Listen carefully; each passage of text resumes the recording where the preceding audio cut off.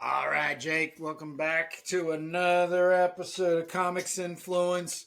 We did such a deep dive last time. I broke the episode in half. I took the first half, you have the second half. And we'll see what happens here today on what we got. Yeah, that means I go first today, right? You do go first today, so why don't you go right ahead, sir? Um, so I have something here that just ended up in my collection, and it's from 1977, and it's some names that we know, some that we don't. Um, let's just jump right in. It was published by Sal Cortuccio in Brooklyn, New York. I don't know that Yeah, name. keep pulling the book over to your right. Yeah, I can see now. It's This is SQP Productions. They did those big artist books. Not big artist books. They were kind of like sketchbooks, drawing books, and they were themed. I think one of them was called Treasure Chests, which were like pirate ladies. If you go back to the cover, that's Fastener and Larson. They were like the honeys, the sweeties for SQP. They did a lot of the cover work. I think they do a little bit of thing, but they work almost exactly like the Hildebrandt brothers, Greg and Tim uh Hildebrandt. In other words, one would start something, another one could come in, maybe finish it. It just worked. You know, like very much like a team, an artist team. And well, I really but really like their work. I really like their work. I was actually just thinking about them last week and trying to track down some of this stuff. So thank you for bringing this in. Yeah, this cover is incredible. It looks like it's airbrushed, so Oh, absolutely. I don't know how that works in with their workflow. You know, unless you look closely, I missed this middle character here. I just didn't Yeah. even notice him until I looked carefully. But you know, this big brute here, and then this hot vixen here.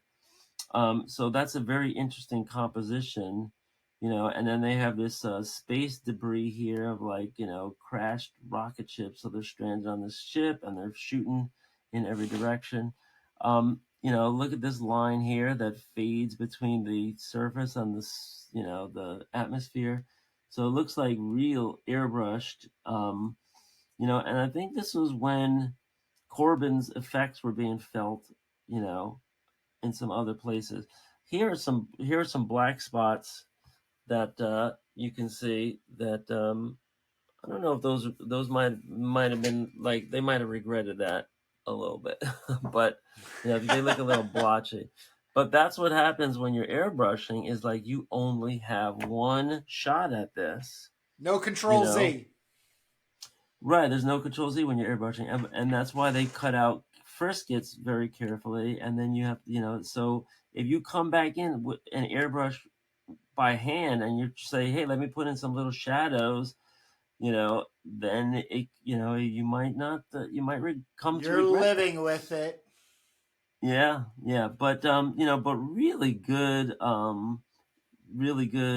rendering here. Like this robot looks just straight from the cover of a heavy metal mag, and so you're seeing a lot of Corben influence. You're seeing a lot of airbrushing here, and this was in the air. Same thing here with the Corben influence. I'm just going to center this up.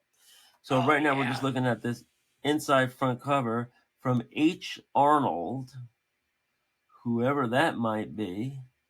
Um, it says copyright 1977 and 1978. So it looks like this was made in winter 77 and pulp didn't come out till calendar year 78. There's story and art by Mike Nasser in this first piece, 12 parts. The Apprentice is Gail Schlescher. The Walls of the City, story by Steve Grant, pencils and letters by Rich Larson, inks by Tim Boxell. Hornomania, story and art by Bill Mayer, and dialogue by Nish Mayer. Manimal is story and art by Ernie Colon, who is one of our favorite Filipino, right, artists. Steel Souls, Dan Recchia. Winter of '94, Jan Strnad and Rich Larson, inks by Tom Boxell. Remember, 94 was decades away when they wrote this. And the front cover art, Rich Larson Fastener, and the back cover art, Rich Larson. So I guess this is just a convention pinup that makes it into the book. Some of the anatomy is a little clunky, but they got these Corben tones. This is just like somebody say, "Hey, I want to be like Richard Corben," and a combination of tones and lines. But let's jump into the first story. It's called 12 Parts. I mean, to me, this looks like You Know Who.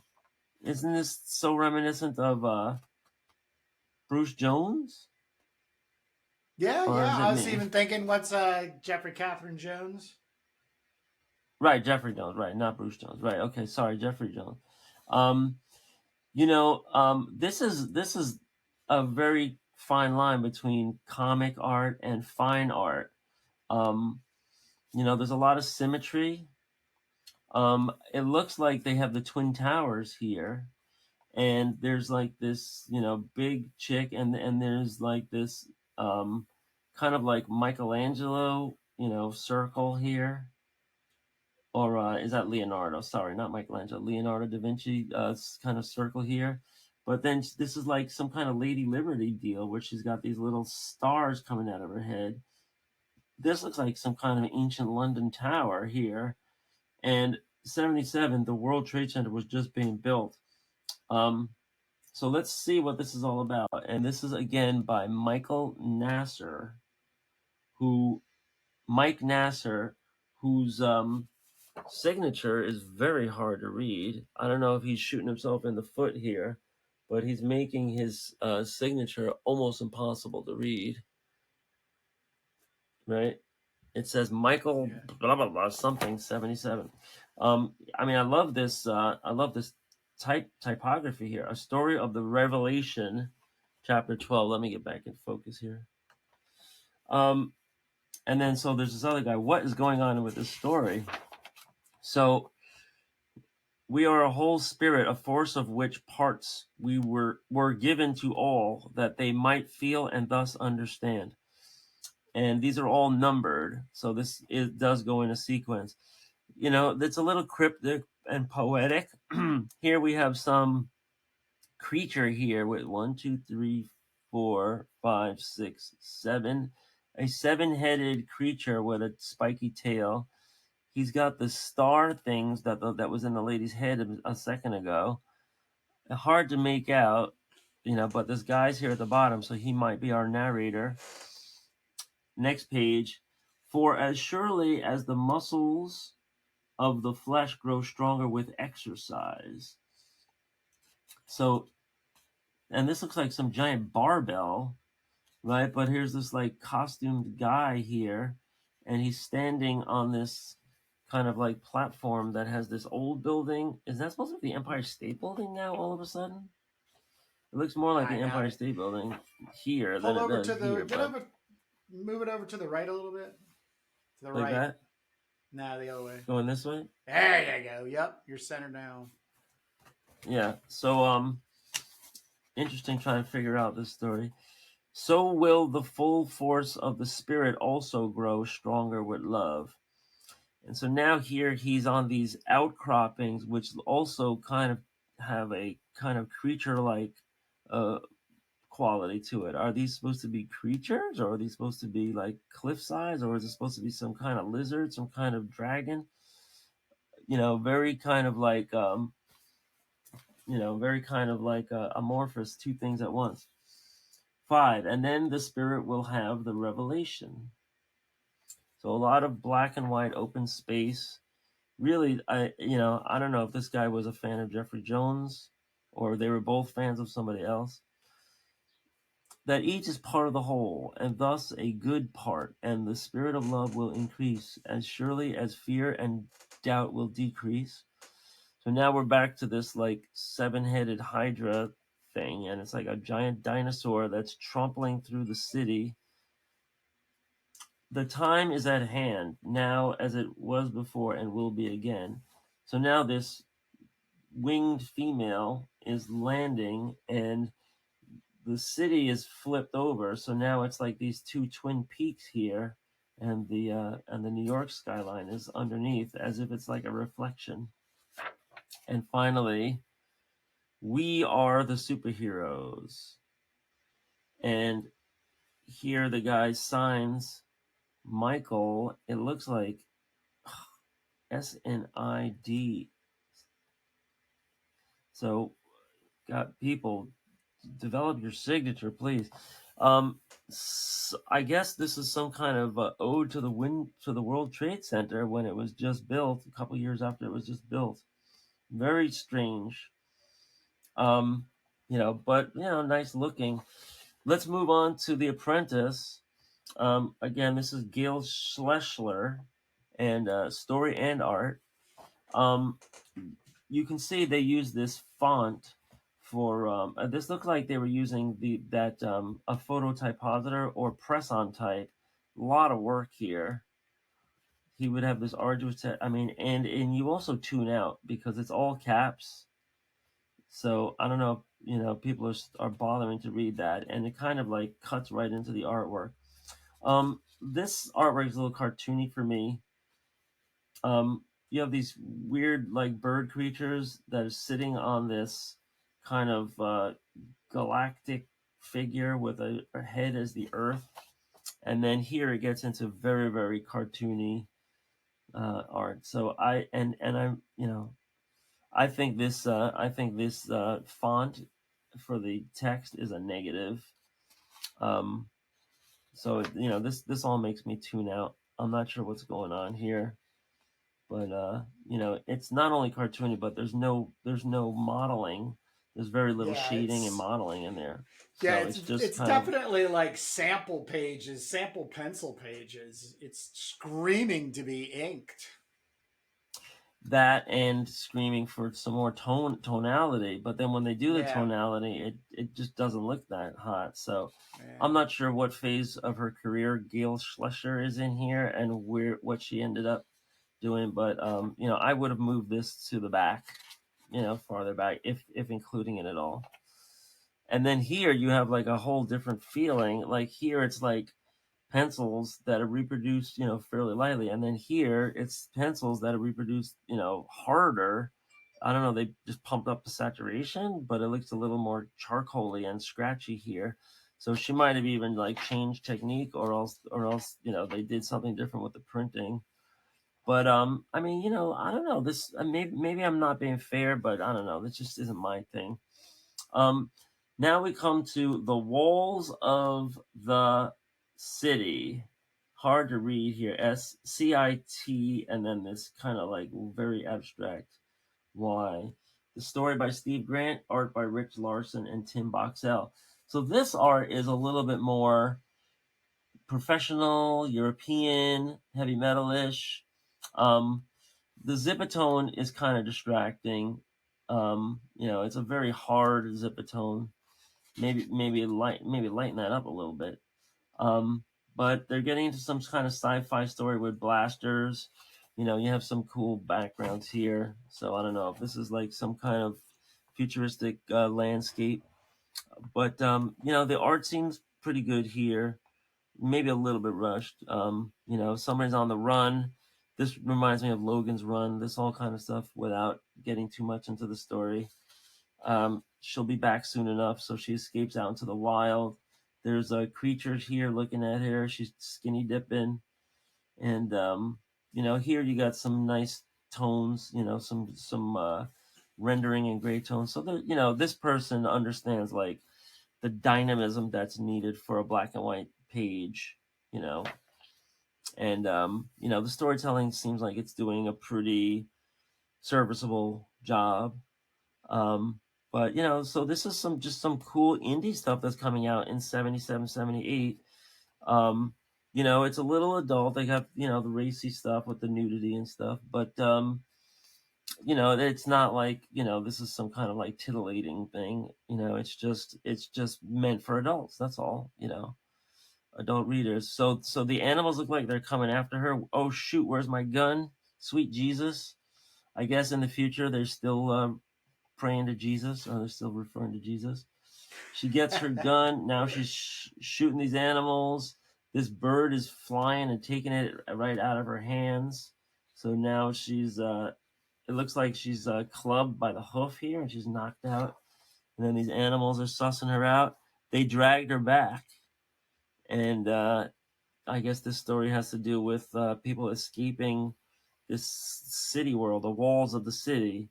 And they're just brought back, even this is some comment on even like nature is participating in bringing everybody back and keeping them captive in the walls of the city. So this was just like a quick little snack. This is called Hornamania with an A. Hornamania. And this Hornamania is story and art by Bill Maher, Maher, if I'm pronouncing that right, with dialogue and letters by Nish Maher, which sounds like a wife or sister or mother or aunt or something related, somebody related. I kind of like the art. They're using a font here. So I don't know if this is like, again, I don't think this is press type. They're not going to be doing press type this small, but this is like a photo typositor or something similar where you can have this typeset and print it out on little velox or little scripts of paper, which you then paste up onto your art. So it looks like it was very carefully, fit in here. So this is like a space opera here. There's some racy adult stuff here. I don't know what's going on there. So it's hard to follow. Can you lift it up? But Can you push the magazine up? Push the magazine. Oh, sorry. Up, yeah. Okay, so here's the double page spread, right? So here you can see they're out in the orbit of a planet. Here there's big screens and there's these futuristic females hanging around. Here this like pilot guy. Looks like the lady is doing something to him, if that's what's supposed to be going on. Sneak a mouth muff ambush, my little wiggling sister. New respect. So that the dialogue was worked on by the team here. So anew she come, blot salve and disgrace, to welcome once stolen ultra demi-rep. Wardrop anti-friend, assignee, she says, comes to ground to work. Sans egoed, this one re-proud, be to deal with him. I'll call a self-known prime and arrange a meeting. Make way, sent, I can lawful kill swift this base one as he think kills me. So I think they're going for some like new language here, right? This reminds me of Orwell and Newspeak, right? Where they're like changing language. I do like the art here. Yeah, I do too. I think I've it's very like off the beaten path, but I think it really works. And here it only gets better with all these darks, and it's hard to follow.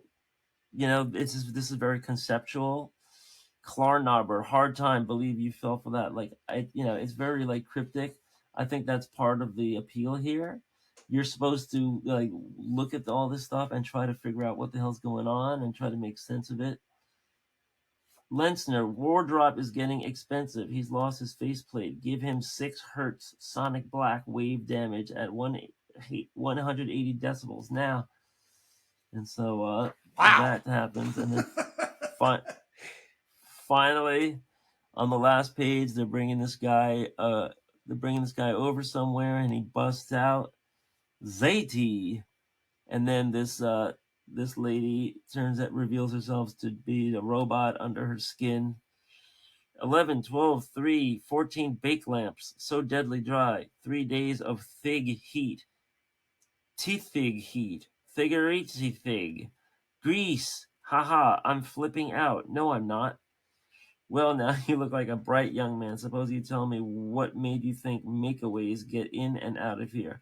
End of part 1. Hornamania, 1978, by Bill and Nish Maher. Very interesting. I don't know if that ever became its own publication. But now we're into our next story, and here we can say this is a real experienced pro comic artist. Just to review, the next one is Manimal by Ernie Cologne, story and art. So this is looks like a detective story by Ernie Yeah, that's real Cologne, and sweet. he's really That is good. very Yeah, sweet. Yeah. he was used to the black and white mags. I mean, this is just great Yeah. use of Oh, gray tones, black and white. You know, all these faces have like dynamic shading. You know, a lot going on here. They're on a hunt for Manimal, I guess. And here's the forensics labs. You know, they're talking about what's going on and who they're looking for. A little bit of like sitting around talking for me here. You know, I like my action. It's getting here into flashback with concentration camps. I think Manimal. I know the name Manimal. I think this came out as something else, right? Doesn't Manimal ring a bell to you? yeah. It might have got picked up by like DC or something later in the 80s. Right.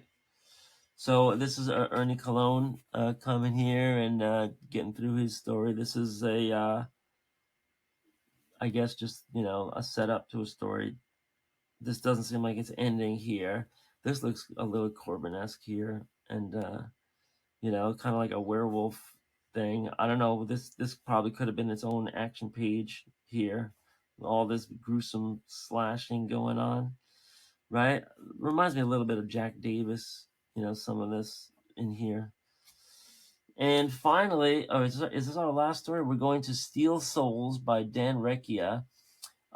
These guys had access to a typesetting machine. I even know the name of this font. I think this font is called I think it was called Omni or oh shoot, I forget. I used to use this font sometimes. It's very like extended. It's hard to read. It's super distracting.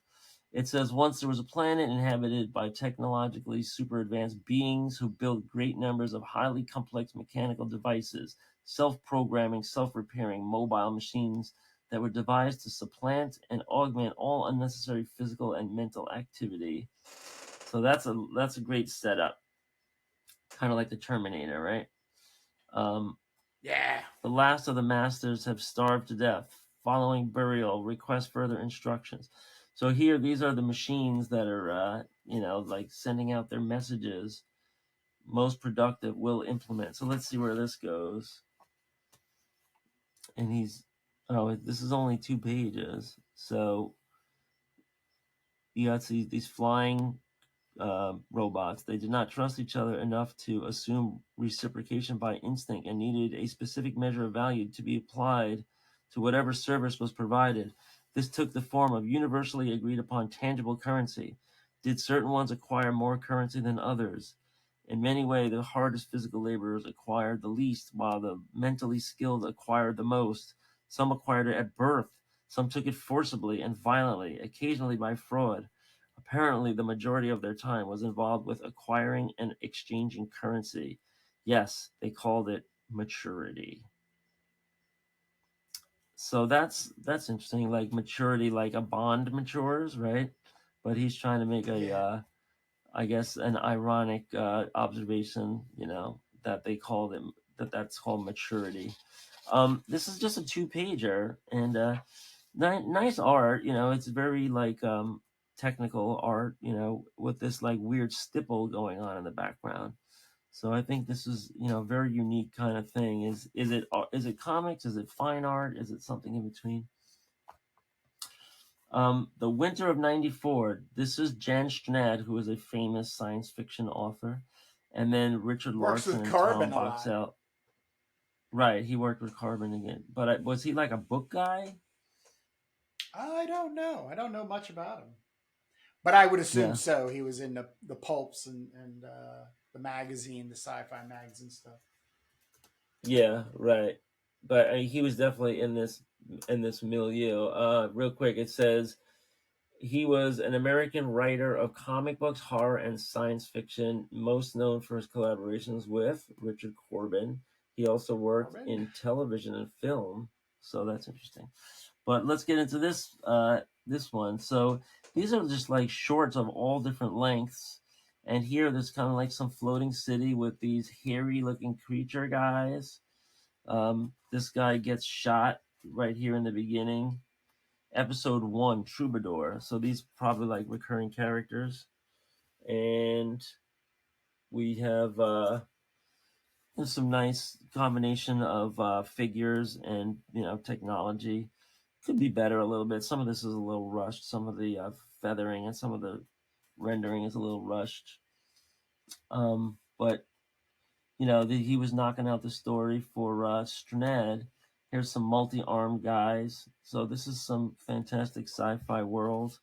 I don't know if this was set up previously with these characters and we're supposed to know who they are, but there's some story to it here. There's some dialogue, some standing around.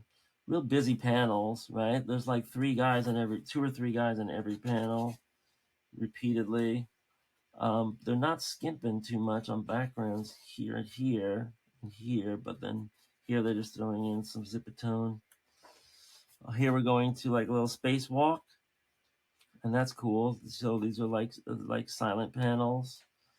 That's always for like effect, like that those scenes in 2001 where it's just no dialogue, it's silence of space, dead space, right?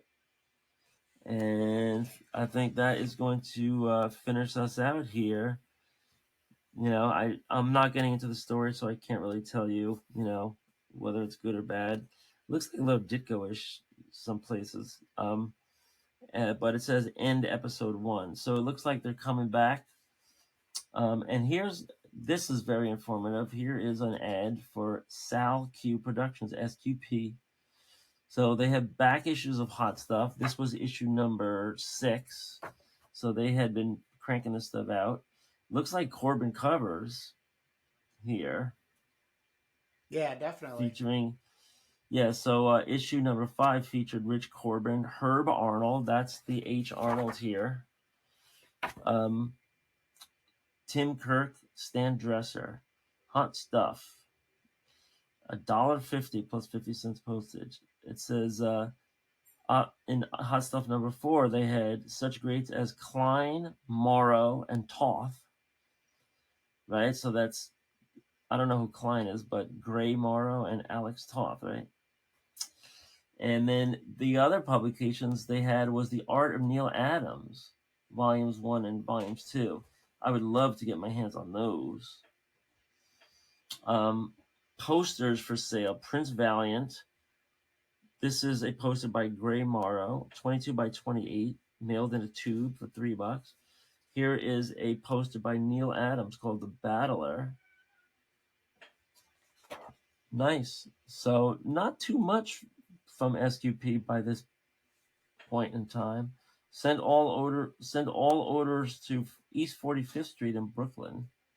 So it sounds like he was just putting his home address in there. He wasn't doing the P.O. box.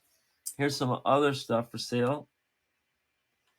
Maybe we can see this better up here. Okay, take it out of the light. So these are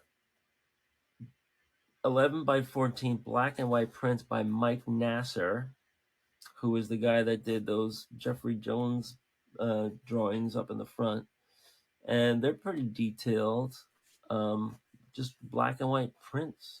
And I think you get 4 for $3. So this is the days of mail order stuff, just like sci-fi print set, 4 prints. Yeah. All items are ready for immediate shipping, mailed with sturdy cardboard protection, allowed for 2 weeks, include proper postage. Canada, Mexico, and overseas, add an additional $2. So here's some full color prints by Richard Corben for $1.50 plus 50 cents postage. And these are $11.14. I wonder what these are worth today. Maybe $10 a piece, $20 a piece. Who knows? Unsigned prints that were sold mail order. Yeah. There's a buxom lass with something on her mind from the mind of Richard Corben.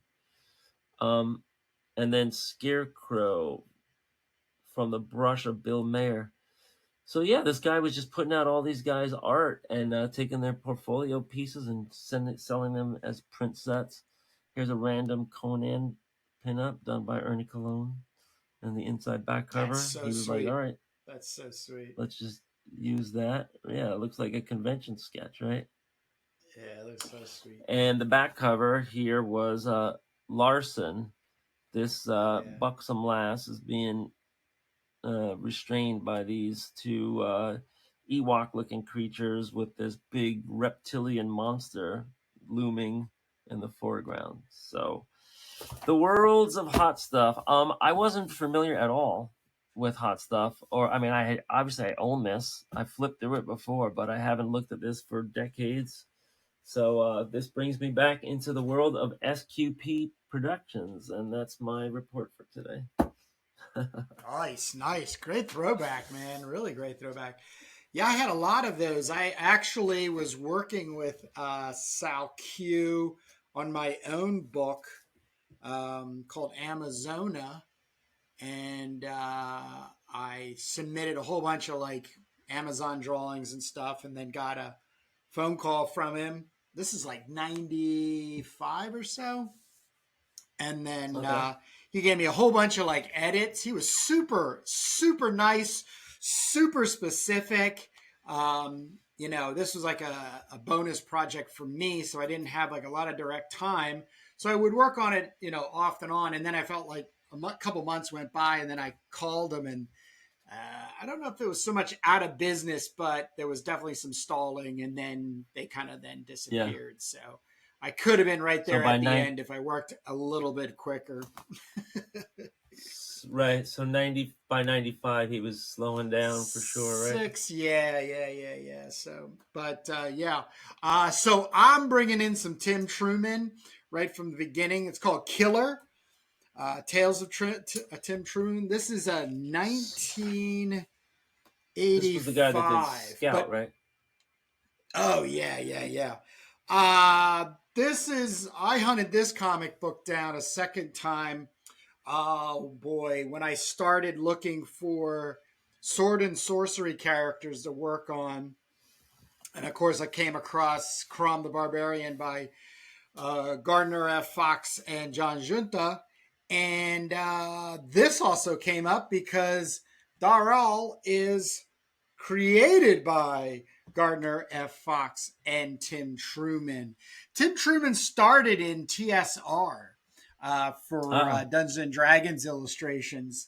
So there's a little bio I'm going to read from, but this okay. story is solid sword and sorcery. It's the Ooh. hero, and it's the wizard, and it's the damsel, and it's the monsters.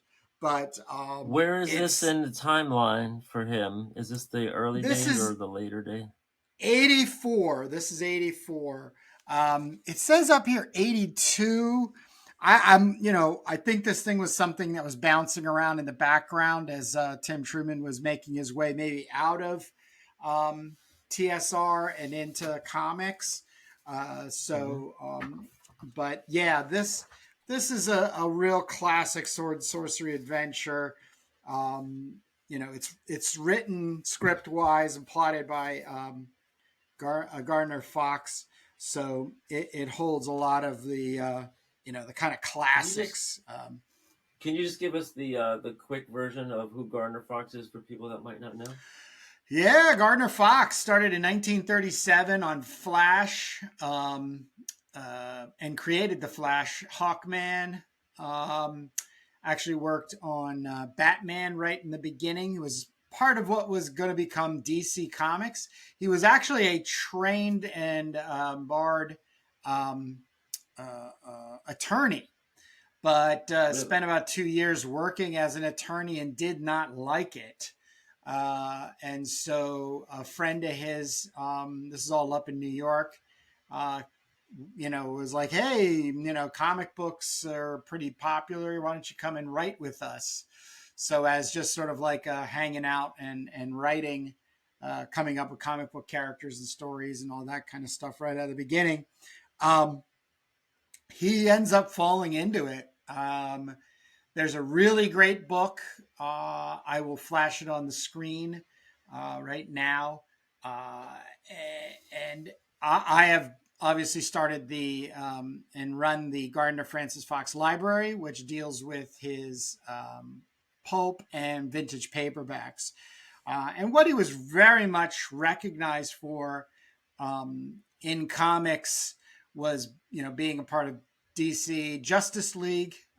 He invented multiverse. He really plotted and put that down, whether he was actually the one that invented it or not.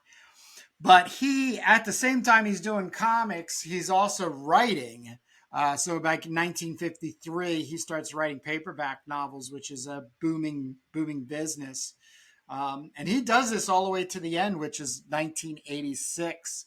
So this is about 4 years prior to his death. But he is a cornerstone. He, unfortunately, and this is my opinion, is not like a very well-known creator. Based on his pedigree alone, he should be more recognized. But he jumps out in 1986 because DC refuses to unionize, give health insurance, solid salaries, and he just could make more money writing paperback novels. So in a very bitter way, left comics to then kind of come back here and there later in the 70s and early 80s. And like I said, was working on comics, as a kind of like a retirement part. I think he retires in 82. But he still keeps his hand in it and everything. I think he died very, very young, 76. But he's and so he's you were in touch with the estate somehow. The family. There's the family. So I made contact. Then did a show in northern New Jersey, a comic book show, and they live in that area. So the grandchildren, one of them in particular, came by and kind of gave me the blessing, if you will. Was just really excited. And then of course a lot of the DC movies, they started paying homage to him in like billboards. On the side of trucks and the such, definitely for Justice League. But other than that, if you look him up and you go after some of his stuff, comic book wise, paperbacks I would also recommend, Gardner Francis Fox Library.com. But he's definitely from a time, and I refer to him as a wordsmith. In other words, he was consuming stuff, reading everything, everybody. And then he would mimic his own version. And that's really what paperbacks and comics were always about. And then you were just hoping that people would end up taking a shine to something and it would become more popular. And then obviously the writer and artist would get a little bit more locked in work. But this story, it's even dated, and it really does have a pre-Tim Truman feeling. Like I said, he's making his way into comics. This was probably something that he was, working on in order to help him get into comics. But here's a nice little passage. It's then there is Daral the Wanderer, whose tread a long, meandering path indeed. I met Gardner Fox at a gaming convention in 1982. More than any other person, I owe Gar the biggest debt towards nurturing my interest in science fiction and sorcery, literature, and art. His Kothar, the Barbarian Swordsman novel with its beautiful Jeff Jones cover, with the first paperback I ever purchased. Until that lucky day in the drugstore in West Virginia, I didn't know that the sword and sorcery genre existed. I told Gar as much A period of correspondence followed our meeting. Since I also followed his illustrious career in comics, he wrote more comics than I can imagine, including Flash, Batman, Adam Strange, Justice League, Hawkman, uh, Viking Prince, and so many others. I mention in one of my letters the new advances towards creator rights in comics. I told him that if he ever felt like cooking up another comic story, I'd love to illustrate it. A few weeks later, I received a letter from him. He was anxious to begin such a project, so anxious, in fact, that he created a character specifically for it, and was working on a plot outline. Gar was excited. I was excited. Let's do it. Shortly after I received Gardner's completed script, Daral the Saving of Sierra, pure, no BS sword and sorcery in its classic mold. The strong, forthright hero, a wizard, his virginal daughter in distress, an evil, scantily clad sorceress, the monsters, lots of monsters. It was like being sent a long lost, unillustrated Viking Prince script or an unfinished, long forgotten manuscript for one of Gar's own Thunder stories, the kind of stuff I was raised on, the fun stuff. So I think that's really telling of like even the time period. Wait a minute. As he mentioned. Thunder? Yeah, that's Gardner Fox. So that movie was based on a Gardner Fox character? Thunder? What do you mean? It's a comic book. What movie? Didn't we talk about the B movie Thunder? No, Hundra. Oh, that was Hundra. Sorry. No. Thunder's really cool. It's the first issue of Thunder is with Frank Frazetta. So it's super, super cool. It then gets drawn by Bob Powell because the publishing company wanted to get away from Neanderthals and more into like natives, African natives.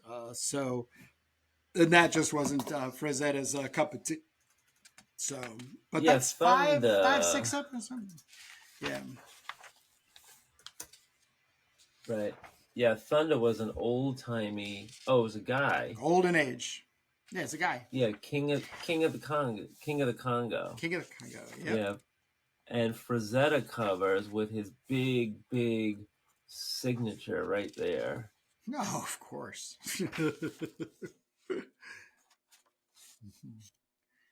So those are our two old time books. That was very cool. I didn't know Truman was such a good guy. I only knew of his stuff from Scout, which I guess was later, but that's cool stuff. And the Gardner Fox connection is good. Yeah, and I also tried to work with him. I sent him a couple of emails, a couple of letters. I actually at Baltimore Comic-Con 2015 he was not really at his booth out at that show. I got a message to him one day and then got a message back that he didn't work with anybody. He wasn't looking to work with anybody, but wished me well.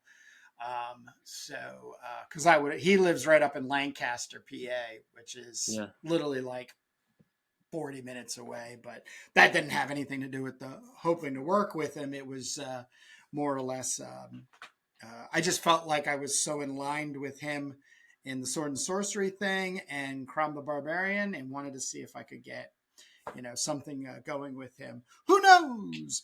His son is a big player. I believe his name is Bill Truman. I will correct myself with a little balloon if that is not correct. I was able to talk to him. Super nice guy. I'm assuming just as his father is. So, but if you see anything out there that's Tim Truman, I would definitely pick it up. He's a great read. He's a great story artist. So, but that's all I got. Let's let these people get back to reading comics, making them if they are. What do you have, Jake? Yeah, I was thinking about shooting down to the Brooklyn Comic Con maybe to see if I could pick up some books, but I go online and it's like $40 for a ticket. So I Holy don't know if I want crap! to. I mean, it sounds really cool because Brooklyn's a very hipster place, and they have some interesting workshops and cosplay and everything. But it's already like 1:30, so I don't know. It's a school day tomorrow. I'll probably Yeah, well, just you've got pages to be lettering, young man. yeah, I think I'm We're gonna keep my powder dry. So all right. Well, Jake, I will see you next Sunday, my friend. see you next week, man.